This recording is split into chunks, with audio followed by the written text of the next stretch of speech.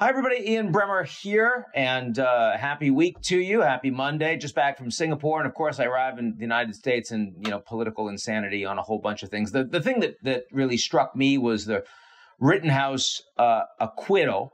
Kyle Rittenhouse, this young man who brings an AR-15 to riots and ends up shooting and killing two people, injuring a third.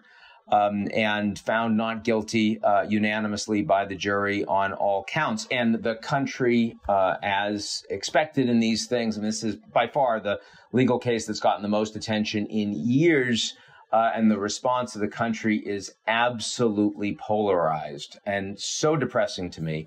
One of the things I will say that I find most impressive about the United States and its political institutions is the jury system. I've served on juries. I'm sure almost every American I'm speaking to now has been called up for juries. It takes some time away from your work, but everyone participates. And it means that you have a jury of your peers. It means that average Americans, whatever that means, educated, not so educated, white, black, male, female, doesn't matter. They all show up and they get the instructions from the judge, and they do their best to follow the law as the law is written. And I am extremely confident, having not watched every day of the trial, but having read the summaries every day, that the jury ruled, found not guilty appropriately. Now, there are plenty of problems with the underlying self-defense laws, and that is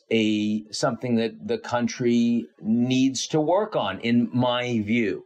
But that doesn't make the jury verdict inappropriate or illegitimate. If they had found guilty, that would have been illegitimate. I'm seeing a lot of people say, well, what would have happened if Kyle Rittenhouse had been black?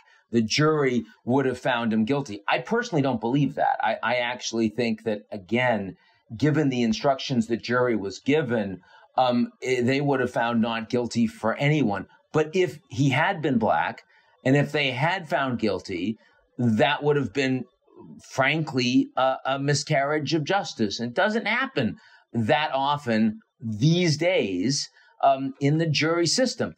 I think there are other things you can point to, like if Kyle Rittenhouse was black and brought an AR-15 into that environment, he wouldn't have walked by a bunch of armed police who would have waved at him and walked him through, offered him water. That wouldn't have happened. I mean, reality of structural racism in American police departments, blacks are treated very differently than whites are treated.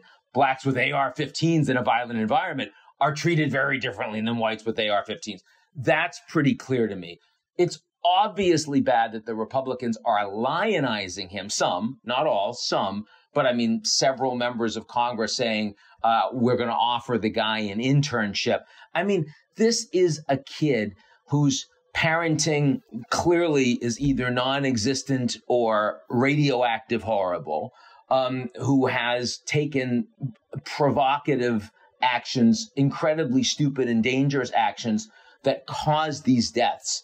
And the reality of Tucker Carlson putting him on and members of the Republican Party supporting and promoting him the way they are will encourage more such vigilantism. I think that's a horrible thing. But that has nothing to do with the jury finding Kyle Rittenhouse not guilty. And I think that, for me, this is very similar to the election in 2020, where Biden won.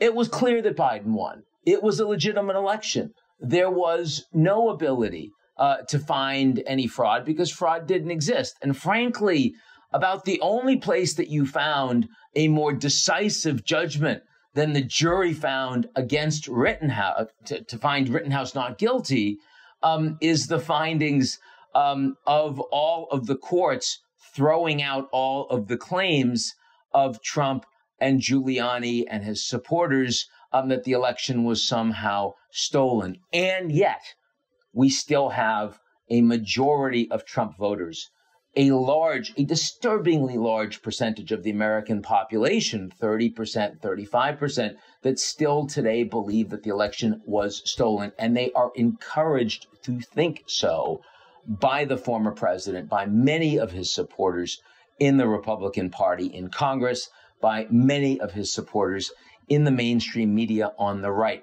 And I have absolutely seen on the left similar sorts of behavior following the Rittenhouse verdict. People are not going to be enormously comfortable with the fact that I'm saying this. In fact, I noticed on social media when I made the point of this comparison, I heard not just from trolls, but from actual known people, you're a white man, you should shut up. That's insanity. You don't want a country like that. You want a place where whatever your color and creed or gender, you say what you actually believe. And I do believe that we have an environment that has become so politically divisive and toxic that a lot of people are scared to just articulate their legitimate position. I'm not pretending I have a monopoly on the truth. All I promise you is that whatever I think about a political issue, I'm just going to tell you honestly. If you agree with it, that's fine. If you don't agree with it, that's okay too. I mean, it doesn't define who I am, my political opinion on an issue, any more than, you know, my other attributes don't define who I am. We're complicated people. But increasingly, we're not treating each other that way. So anyway, that's my view on Rittenhouse. That's my view on the state of the country. I hope everyone's doing okay and bring the temperature down a little bit, and we try to engage a little bit more with each other. That's it. Talk to you soon. Bye.